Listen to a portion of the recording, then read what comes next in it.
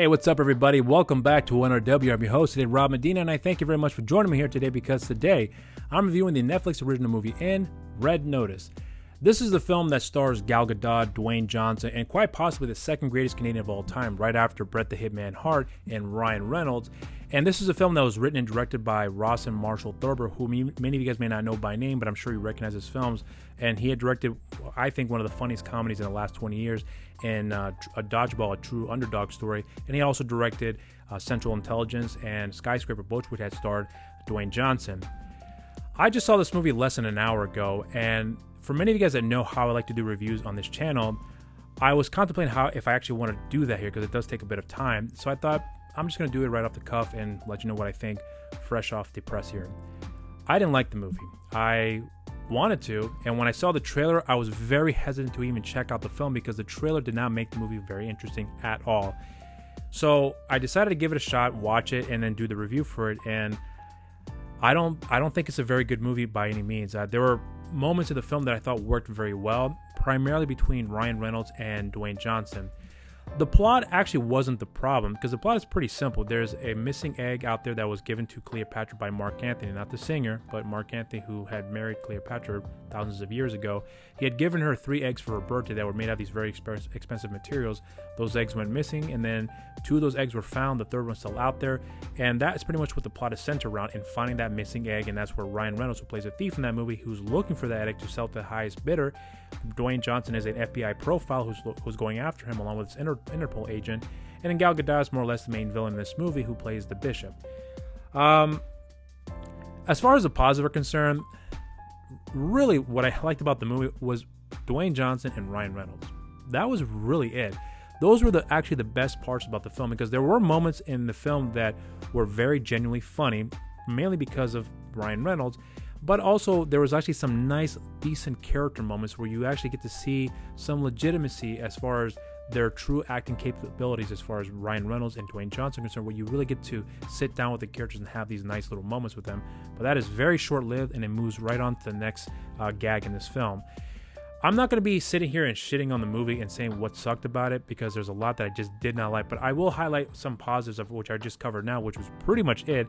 But there were some moments of entertainment that I thought worked really well. I mean, the film is nicely shot. It has a very glossy, flashy look to it, which I thought was pretty cool to see. But that's really about it. My biggest problem with the film is that the execution of the story is really, really boring. Very, very uninteresting for me. There was also a surprise ending, too, that, I kind of saw a mile away. If you really delve into it and you kind of think about it, you kind of can see what was going on, because there are a lot of foreshadowing in this movie that if you don't pick up on it, you may not notice. And of course, when the end approaches and the surprise is revealed, you're like, oh my god, I didn't expect that. And I kind of figured it out along the way, just because I kind of pick up on these traits, and they're very, very visible in this movie, that I didn't really care for it. One of the biggest problems I have with the film, and I hope when I'm saying this, it doesn't come off the wrong way, but I'm just going to say it the way how I feel. Gal Gadot was one of the weakest parts of the film.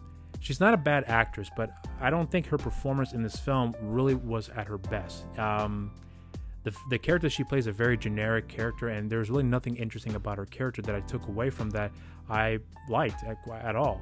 I'm sure if you put another actress in there who can deliver a stronger performance, maybe there will be something about that performance from that actress that could really give some sort of substance with this character where you can really connect with and actually enjoy, at least for myself.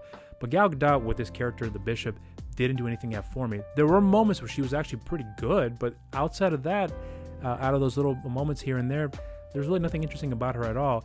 And the chemistry that she has with the cast, as far as Ryan Reynolds and Dwayne Johnson, didn't do a whole lot for me either. And the action sequences in this film, this is where I'm going to go off into a rant, not for too long though. I love the action genre, and one of my biggest problems in the last 10-20 years in the action genre is the fucking quick edits they do with the genre, that they think for some reason works well because it looks cool or whatever the fuck.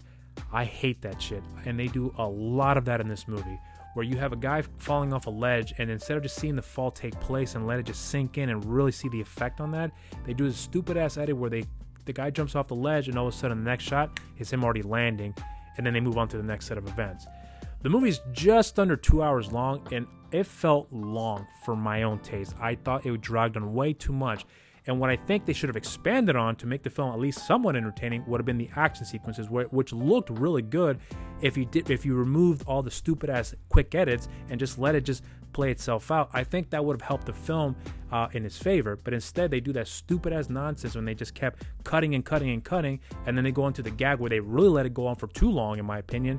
Even though I enjoyed it, but I felt like it was going way too long more than it needed to. And instead, we've got just another very boring story for me. I'm sure there are going to be some people out there who watch the movie and may think this was fun, I enjoyed it, and I think this is a very entertaining movie, and I hope it is that way for you, because obviously film is subjective. But for me personally, I didn't really care for the movie at all. As I said before, the twist ending at the end that you see made no fucking sense. I could see it a mile away once I kind of figured out what was going on. And then once it happened, it just kept going and going and going, and then it's supposed to lead up into a potential franchise, which I hope it doesn't, because honestly, this was not interesting at all. If they're going to continue on with this franchise, I hope they bring in some people who can really allow the writer and director to really flesh out the story a little bit better, to make it more entertaining, to make it fun, because this movie was not that fun for me. It was actually kind of boring, and I didn't really care for it all that much. Is it the worst film I've ever seen? Absolutely not. There are, like I said before, there were some really wonderful moments of entertainment that I did genuinely like, but the negative for me outweighed the positives. So my overall rating for this movie is simply just not worth a shot. So those were my thoughts on the film. If you have seen the movie, let me know what you guys think in the comment section down below. And also, don't forget to subscribe to our channel, and also share and like our videos, and hit that notification bell down there.